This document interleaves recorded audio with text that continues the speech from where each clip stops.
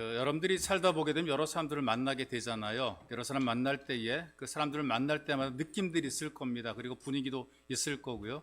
어떤 분 만나게 되면 굉장히 좋잖아요.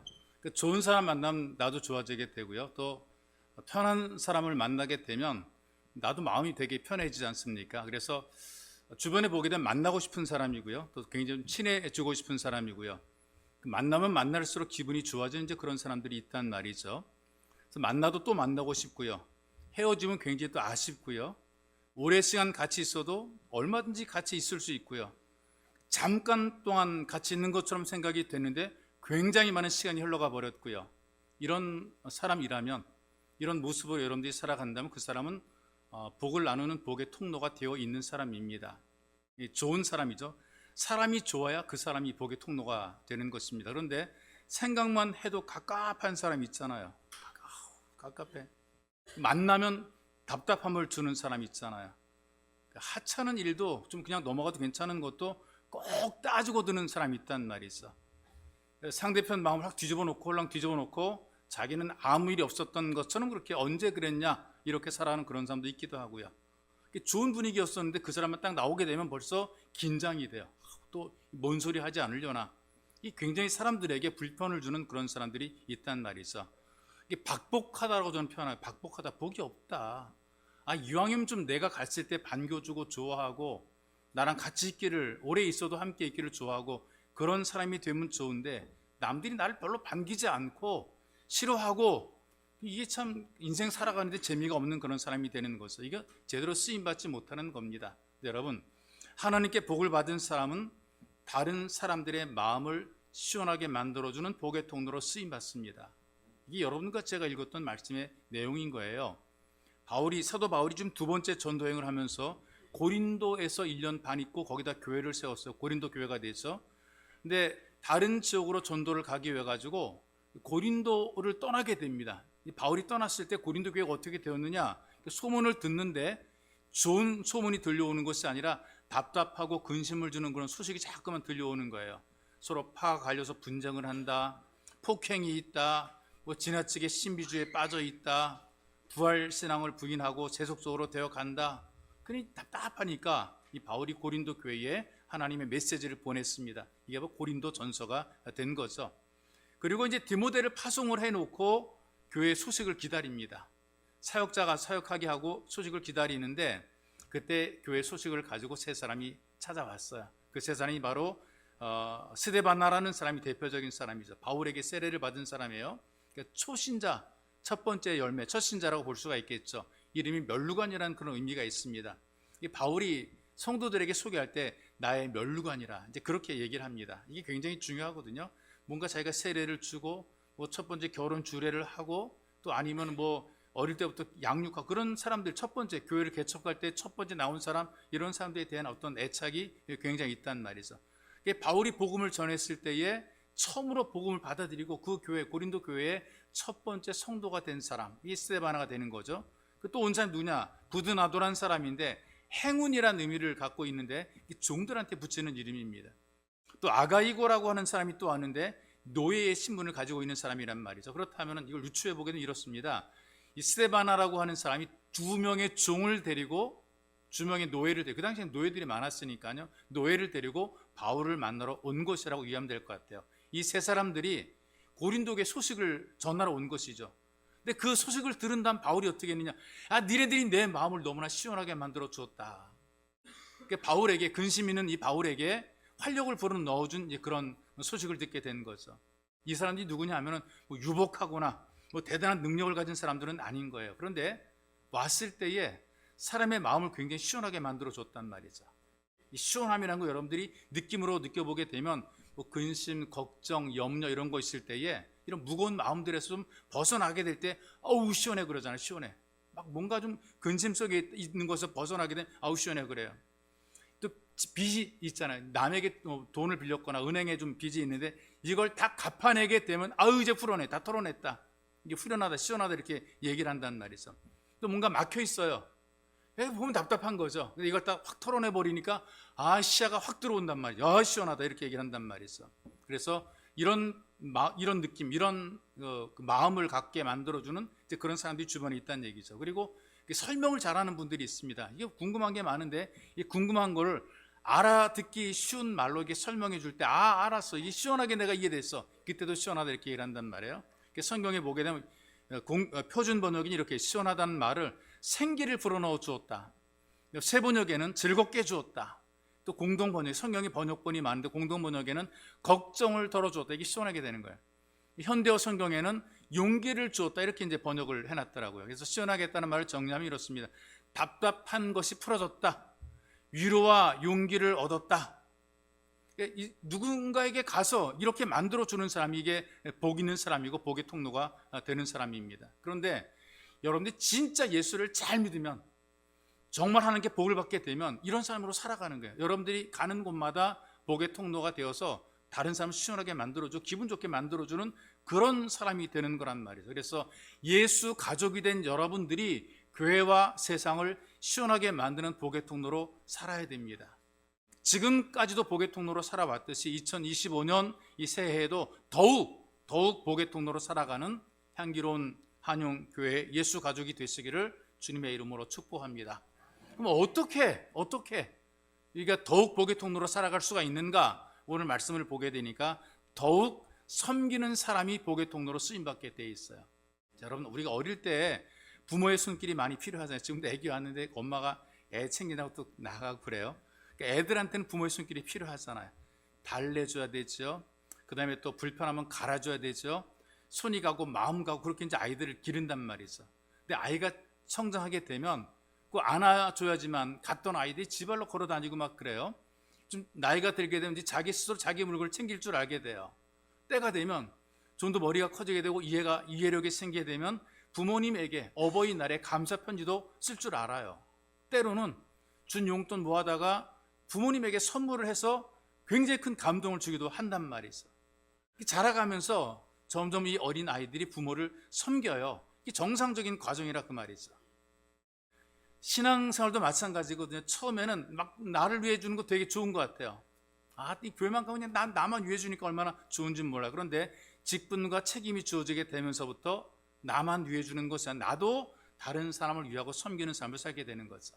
이렇게 남들을 섬기는 사람들이 복의 통로로 쓰임받는 사람이 되는 겁니다. 누구든지 나를 잘해주면 다 좋아하잖아요. 그런데 여러분, 한도 끝도 없이 애 때부터 계속 성장해서 어른이 될 때까지 나만 위해달라고 하는 사람들은 피곤하잖아요. 애들이니까 챙겨주지, 다 컸는데도 불구하고 맨날 나만 챙겨달라 그러면 답답하잖아요. 힘들고 어렵지 않습니까? 근데 원래 인간의 본성 자체가 자꾸 자기만 위해달라고 하는 그런 본성을 가지고 있습니다. 이게 기본적인 인간의 본능이란 말이죠. 왜? 내가 먼저 살고 보자는 것, 무의식에서 나오는 본능이라 그 말입니다. 그래서 모두가 다 이기적으로 살아가거든요. 남들 이기적으로 살아가는 걸 우리가 저 얌체라고 막 비난했죠. 얌체. 어떻게 자기만 생각해, 얌체. 그런데 자기도 가만히 보면 얌체처럼 살아가는 거죠. 왜? 본능대로 사니까 그렇게 살아가는 거란 말이죠. 나만 생각하니까 이렇게 사는 거예요. 이솝 우화가 이제 그 사람, 원래는 그 애들한테 준 이야기가 아니라 어른들에게 준 그런 우화란 말이에요.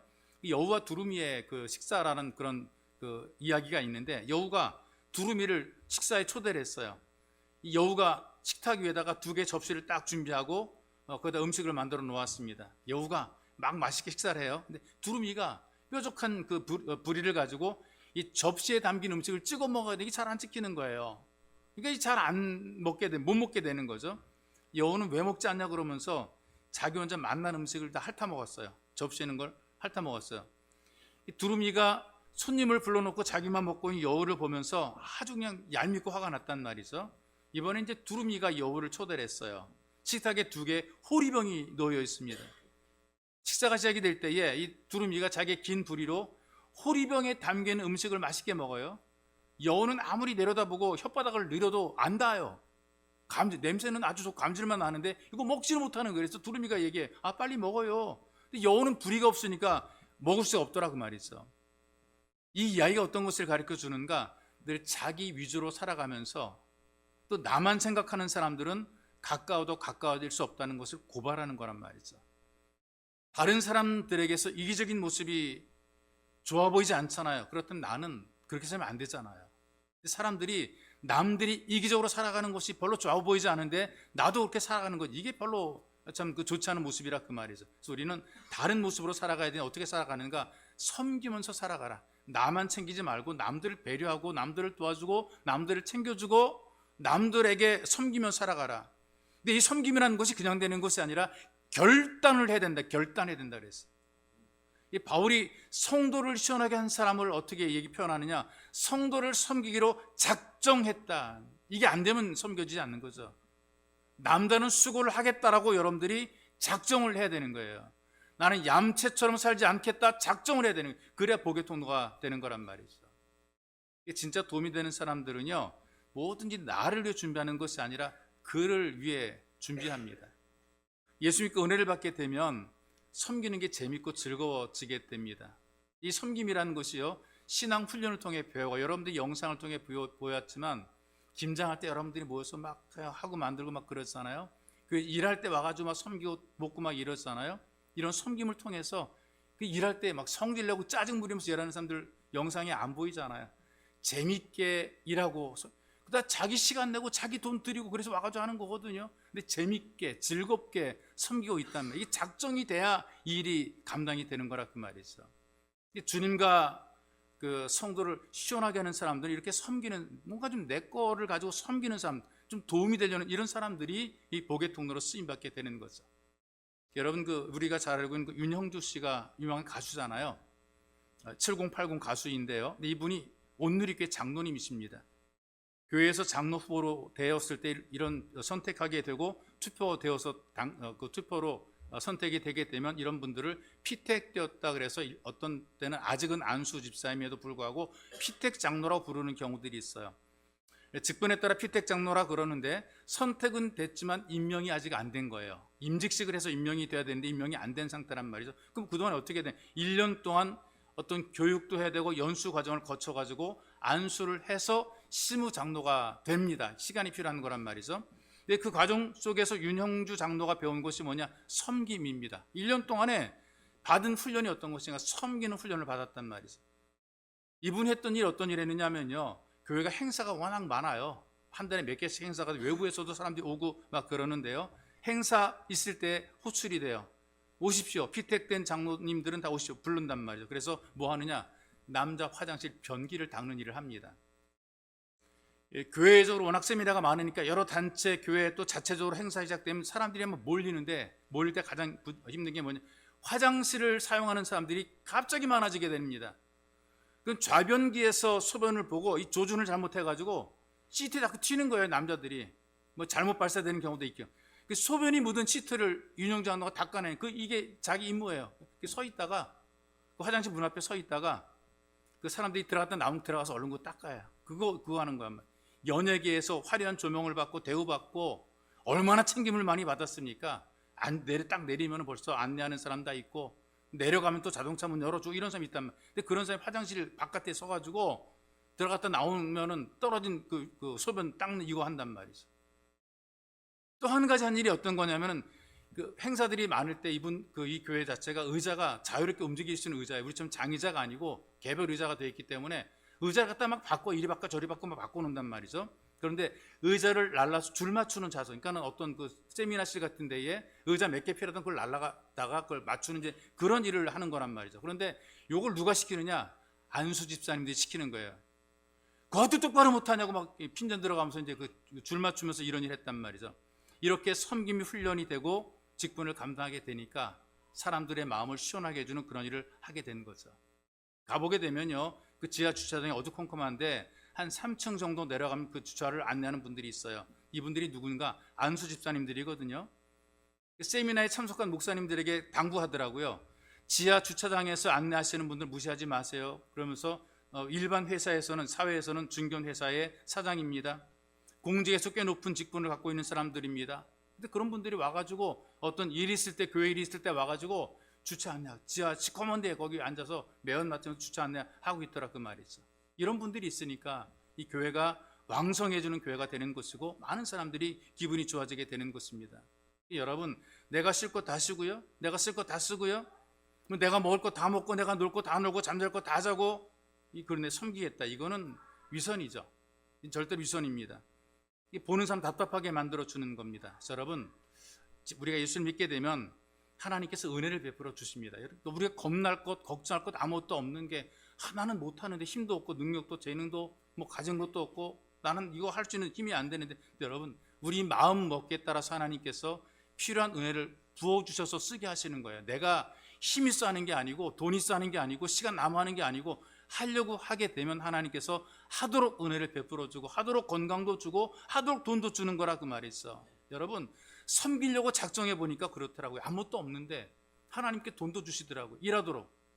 내가 쓰도록 주는 게 아니라 그 일을 위해 하도록 하나님 돈도 주시고요.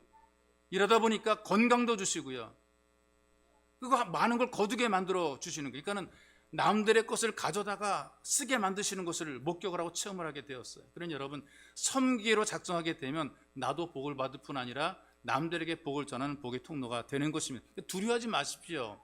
하나님께 쓰임받는 것을 염려하지 마시길 바랍니다. 하나님께서 알아서 쓸 것을 챙겨주시니까 걱정할 필요가 하나도 없더란 말이죠. 그런 여러분들이 하나님 앞에 쓰임받기로 작정하고 결단하게 되면 더욱 복을 나누는 복의 통로가 될 수가 있어요. 여러분들이 이런 복의 통로가 되시기를 주의 이름으로 축복합니다. 2025년도 우리가 더욱더 복의 통로로 살기 위해서는 기쁨을 주는 사람이 돼야 돼요. 기쁨을 주는 사람. 그 사람이 있으면 기뻐요. 그 사람이 가게 되면 행복해요. 이 바울을 찾아온 사람들을 보게 되니까 바울에게 좋은 소식을, 기쁜 소식을 전하잖아요. 왜? 지금까지 들었던 그 모든 소식은 다 불미스러운 소식이고 나쁜 소식입니다. 근데 나쁜 소식이 있었을 때는 바울을 안 찾아왔어요. 문제가 다 해결이 되었어요. 그때 근심하고 있을 바울을 찾아와서 좋은 소식을 전해주는 거란 말이죠. 근데 사람들이 어떻습니까? 나쁜 소식이 있으면은요, 막 날아와가지고 막 신나게, 야, 그렇다더라, 문제가 있다더라. 근데 좋은 소식은 어떻게 여러분들이 전합니까? 전화로 하죠, 그냥 전화로. 잘 됐대. 만보를 곱게 쓰라 그러는데요. 우리가 좋은 소식을 전하려고 막 움직여야지, 나쁜 소식을 전하려고 움직이는 사람들이, 좋은 소식은 잘 안 전하려고 그러고 기쁜 슬픈 소식, 나쁜 소식만 그냥 신나게 전하는 그런 사람이 있단 말이죠. 그러니 여러분, 우리가 인생 살면서 뭘 그렇게 나쁜 소식, 슬픈 소식, 남의 어떤 불편한 일들을 뭐 그렇게 열심히 전할 필요 없단 말이죠. 인생 김새게 살 필요 없는 거예요. 부정적인 말을 듣게 되면 김새게 되는 거예요. 여러분, 우리 인생 살면서 김새게 하지는 말자. 남 김새게 하지 말자고요. 기분 좋은 사람 왜 김새게 만들어요? 좋아하는 사람 왜 김새게 만들어요? 교회 때문에 답답하고 고민하고 있는 바울에게 교회 문제만 자꾸 얘기했던 바울이 마음이 천근만근 무거웠을 겁니다. 그런데 이 세 사람이 바울을 찾아와서 형편이 잘 됐다, 좋아졌다, 문제가 해결됐다, 이거를 전하려고 지금 그 먼 거리를 찾아온 거란 말이죠. 그 말을 듣고 바울의 마음이 시원해졌다 그랬어요. 그래서 여러분, 지혜로운 삶을 주시는 이 잠언의 말씀을 보게 되니까 말에 대한 가르침들이 많이 있거든요. 15장 50절에 보니까 좋은 기별은 뼈를 윤택케 하느니라 그랬어요. 여러분, 여러 이야기를 들을 때에도 좋은 소식을 듣게 되면 힘이 생기는 거예요. 좋은 말을 많이 듣게 되면 건강해지게 되고요. 좋은 소식을 듣게 되면 가슴이 확 열려요. 세포가 막 활력 있게 움직이죠.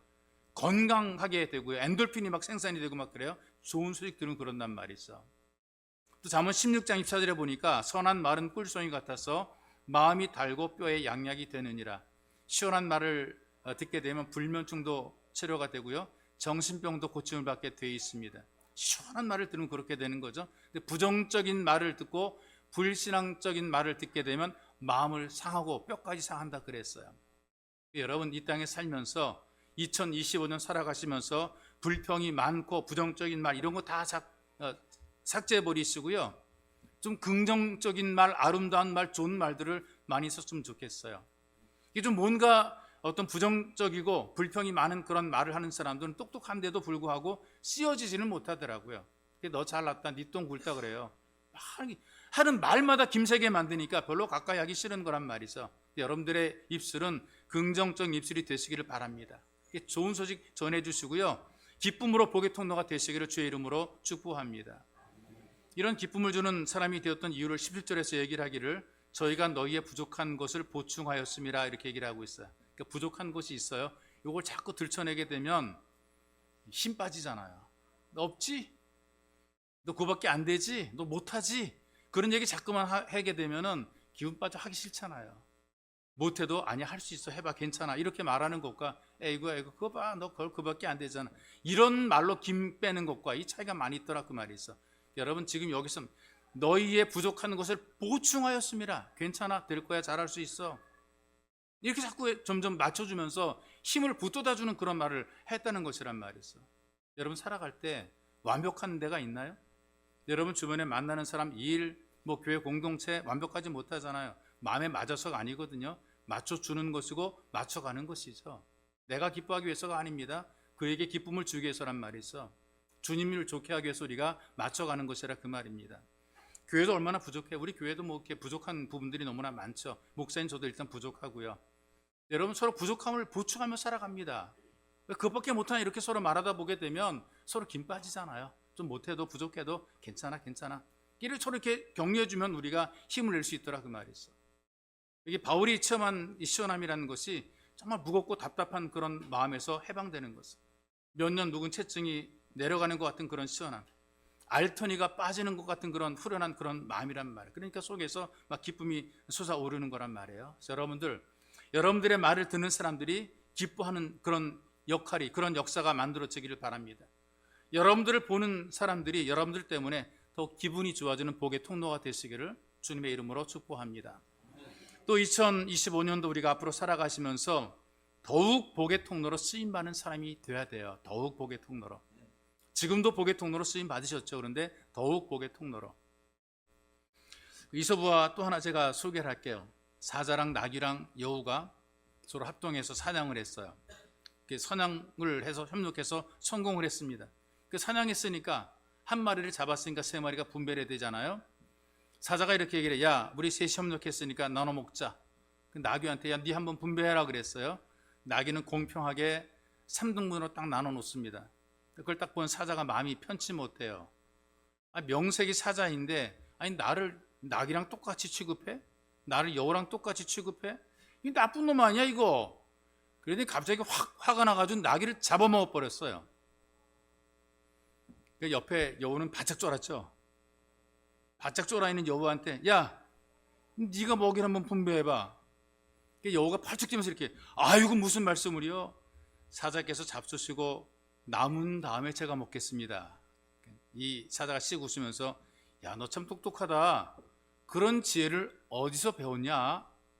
여우가 이렇게 대답합니다. 예, 나귀가 죽는 거 보고 배웠습니다. 사람들이 살아가면서 남들이 하는 것 보고 배우게 돼 있거든요.